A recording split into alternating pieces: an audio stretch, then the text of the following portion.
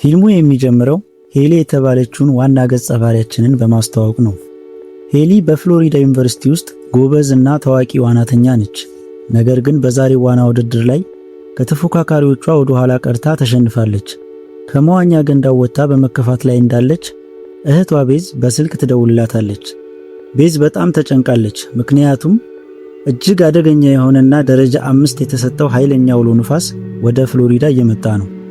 ቤዝ አባታቸውን ዴቭን በስልክ ለማግኘት ብትሞክርም ስልኩ አይሰራም። ሄሊ እና አባቷ ዴቭ ከቅርብ ጊዜ ወዲህ ጥሩ ግንኙነት የላቸውም፣ በተለይ እናትና አባቷ ከተፋቱ በኋላ። ሄሊ አባቷን አትቀርበውም ነበር። ነገር ግን አሁን ሁኔታው አደገኛ ስለሆነ ሄሊ አባቷን ለመፈለግ ትወስናለች። መንግስት አካባቢው ሙሉ በሙሉ በጎርፍ ሊጥለቀለቅ ስለሚችል ነዋሪዎቹን በአስቸኳይ አካባቢውን ለቀው እንዲወጡ ትዕዛዝ አስተላልፏል። ፖሊሶች መንገዱን ዘግተውታል። ህዝቡም እየተሯሯጠ አካባቢውን ለቆ እየወጣ ነው። ሄሊ ግን የፖሊሶችን ክልል ጥሳ አደገኛውን ማዕበልና ዝናብ አቋርጣ ወደ አባቷ ቤት ጉዞ ትጀምራለች። በመጀመሪያ አባቷ አሁን ወደሚኖርበት አፓርታማ ትሄዳለች። ነገር ግን ቤቱ ባዶ ነው።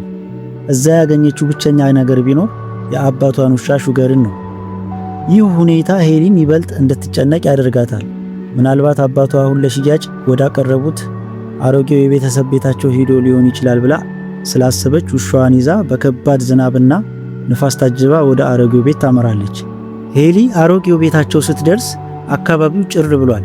ዝናቡ ግን እንደ ጉድ እየዘነበ ነው። የአባቷ መኪና ከቤቱ ውጭ ቆሟል።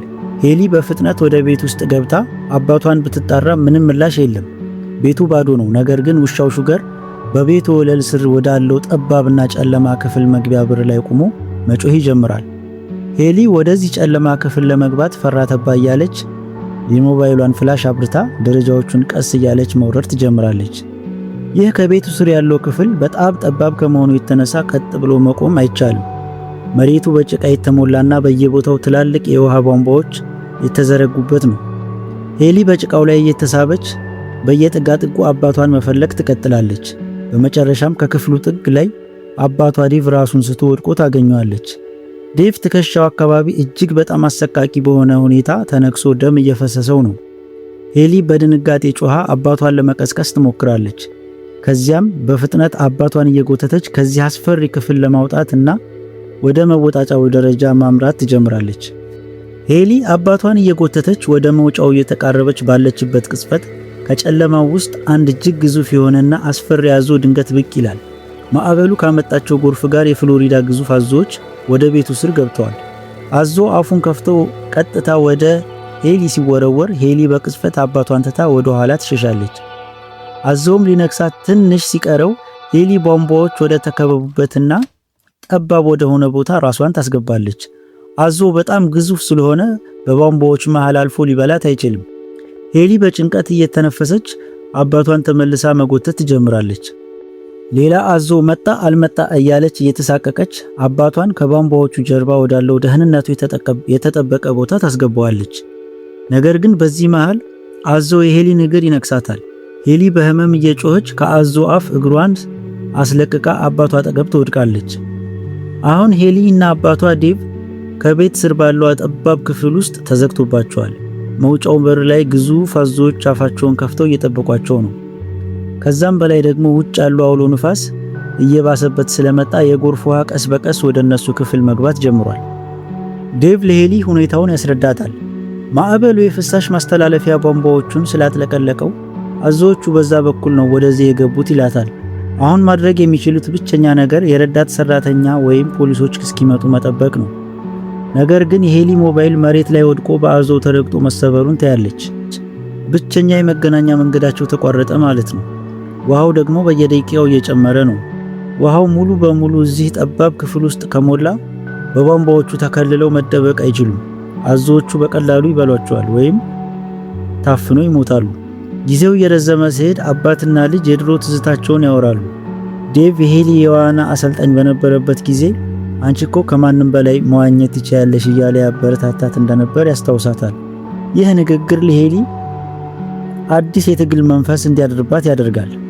በዚህ መሃል ሄሊ በትንሿ የመስኮት ቀዳዳ በኩል ስትመለከት ከቤታቸው ፊት ለፊት ባለው የነዳጅ ማደያ ላይ 3 ዘራፊዎች የኤቲኤም ማሽን ለመስረቅ በጀልባ መጥተው ታያለች። ሄሊ ይህ የመትረፊያ ብቸኛ እድሏ እንደሆነ በማሰብ የፍለሽ ላይት መብራቷን እያበራችና እያጠፋች ምልክት ትሰጣቸዋለች። ዘራፊዎቹ መብራቱን አይተው ወደ ቤቱ አቅጣጫ ይመጣሉ።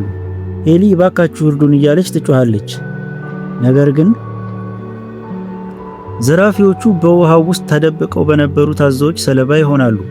አንደኛው ዘራፊ ድንገት ከውሃው በወጣ ግዙፍ አዞ ተነክሶ ወደ ውሃው ሲጎተት፣ ሌላኛዋ ደግሞ በጀልባዋ ላይ እያለች ወደ ውሃው ውስጥ በአዞ ተጎትታ ትበላለች። ሄሊ ይህንን አሰቃቂ የሞት ትዕይንት በአይኗ እያየች ነበር። የመጨረሻው የተስፋ ጭላንጭልም ጨለመ ማለት ነው። ከጥቂት ጊዜ በኋላ 2 ፖሊሶች በሞተር ጀልባ አካባቢውን እየቃኙ ወደ ቤቱ ይመጣሉ። ሄሊ በድጋሜ ተስፋ ታደርጋለች። አንደኛው ፖሊስ ወደ ቤቱ ዋና በር ሲሄድ፣ ሌላኛው ፖሊስ ደግሞ ሄሊ እና አባቷ ወዳሉበት የቤቱ ስር ክፍል መጥቶ በውሃው ላይ መብራት ያበራል። ሄሊ እባክህ ተጠንቀቅ አዞዎች አሉ ብላ ብትነግረውም ፖሊሱ በውሃው ውስጥ ያለውን አደጋ አላስተዋልም ነበር። በቅጽበት ግዙፉ አዞ ከውሃው ውስጥ ብድግ ብሎ የፖሊሱን እጅ ነክሷል። ከዛም አዞዎች በሚያደርጉት የታወቀው የዴዝ ሮል እየተሽከረከሩ የመበጣጠስ ጥቃት ፖሊሱ ላይ አሰቃቂ በሆነ መንገድ ገድሎ ይበለዋል። ሁለተኛውን ፖሊስ በተመሳሳይ ሁኔታ የአዞቹ ራት ይሆናል። አሁን ውሃው የቤቱን ስር ክፍል ሊሞላው ተቃርቧል። ዴቭ ለሄሊ አንድ አደገኛ ሐሳብ ያቀርብላታል። በቤቱ ስር ካለው ሌላኛው ጫፍ ላይ ወደ ውጭ የሚያወጣ የፍሳሽ ቱቦ በር አለ። አንቺ ፈጣን ዋናተኛ ስለሆንሽ አዞዎቹ ሳያዩሽ በውሃው ውስጥ ዋኝተሽ ያንን በር ከፍተሽ መውጣት አለብሽ ይላታል። ይህ እጅግ በጣም አደገኛ ሙከራ ነበር። ሄሊ ጥልቅ ትንፋሽ ወስዳ ወደ ጭቃማውና አዞዎች ወደ ሞሉበት ውሃ ትገባለች። ሄሊም በውሃው ውስጥ በከፍተኛ ፍጥነት ትዋኛለች። ሄሊ በሩ ጋር ስትደርስ ግን በሩ ዝገት ስለያዘው ሊከፈትላት አልቻለም። አዞ ከኋላዋ ደርሶ ሊነክሳት አፉን ሲከፍት ሄሊ ከመሬት ላይ ባገኘችው ሽጉጥ ወይም ፍላየር ገን አዞ አፍ ውስጥ ትተኩስበታለች። እዛው በእሳት ሲቃጠል ሄሊ በሌላ ቀዳዳ በኩል ሾልካ ወደ ቤቱ አንደኛ ፎቅ ሳሎን መግባት ትችላለች። ሄሊ ወደ ሳሎን ከገባች በኋላ መሳሪያዎቹን አምጥታ የሳሎኑን ወለል በመሰባበር አባቷን ዴቭን ከውሃው ውስጥ ጎትታ ታወጣዋለች። ሁለቱም በህይወት ተርፎ ሳሎን ውስጥ ሲገናኙ ትንሽ እፎይታ ይሰማቸዋል። ነገር ግን እፎይታቸው ለሰከንዶች ብቻ ነው የቆየው። በአካባቢው የነበረው ትልቅ የውሃ መከላከያ ግድብ በማዕበሉ ኃይል ይሰበራል። በመቶ ሺዎች የሚቆጠር ጋሎን ውሃ እንደ ሱናሚ ቤቱን ይመታዋል። የቤቱ መስኮቶች በሙሉ ረግፈው ውሃው ሙሉ በሙሉ ቤቱን ያጥለቀልቀዋል። በዚህ ኃይለኛ የውሃ ግፊት ሄሊ እና አባቷ ዴቭ ይነጣጠላሉ። ሄሊ ወደ መታጠቢያ ቤት ትገባለች። አንድ ግዙፍ አዞ ከኋሏ ይከተላታል። ሄሊ አዞውን ለማምለጥ የሻወር ቤቱን መስተዋት ውስጥ ገብታ ትዘጋለች። አዞ መስተዋቱን እየነከሰ ሊሰብር ሲሞክር ትዕይንቱ እጅግ ያስፈራል። በሌላ በኩል ዴቭ ወደ መኝታ ቤት ገብቶ ለማምለጥ ሲሞክር ሌላ አዞ ያጠቀዋል።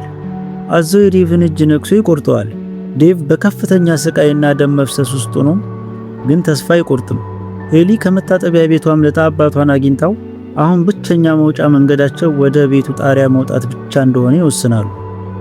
ውሃው ቤቱን ሙሉ በሙሉ እያጥለቀለቀውና አዞዎቹ ከየአቅጣጫው እያሳደዷቸው ስለሆነ ሄሊ፣ ዴቭ እና ውሻቸው በደረጃው ላይ እየተንፏቀቁ ወደ ጣሪያው የሚያወጣውን መስኮት ይሰብራሉ። ማዕበሉ ውጭ ላይ እንደ እብድ እየመጣ ነው። ሄሊ አባቷን እየደገፈች ጣሪያው ላይ ይወጣሉ። ልክ ጣሪያው ላይ እንደወጡ ከውሃው ውስጥ አንድ አዞ ዘሎ ሄሊ ሊነክሳት ሲሞክር ሄሊ ታመልጠዋለች። በዚህ ሰዓት ከሩቅ የሄሊኮፕተር ድምጽ ይሰማሉ። ሄሊ በእጇ ያለውን የብርሃን ምልክት ፍላየር አብርታ በማወዛወዝ ሄሊኮፕተሩ እንዲያያቸው ታደርጋለች። የሄሊኮፕተሩ አብራሪዎች መብራቱን አይተው ወደ እነሱ አቅጣጫ ይመጣሉ። ሄሊ እና አባቷ ዴቭ ተቃቅፈው ይህንን አሰቃቂ የሞትና የህይወት ትግል አሸንፈው በህይወት መትረፍ በመቻላቸው በእንባ ይተያያሉ።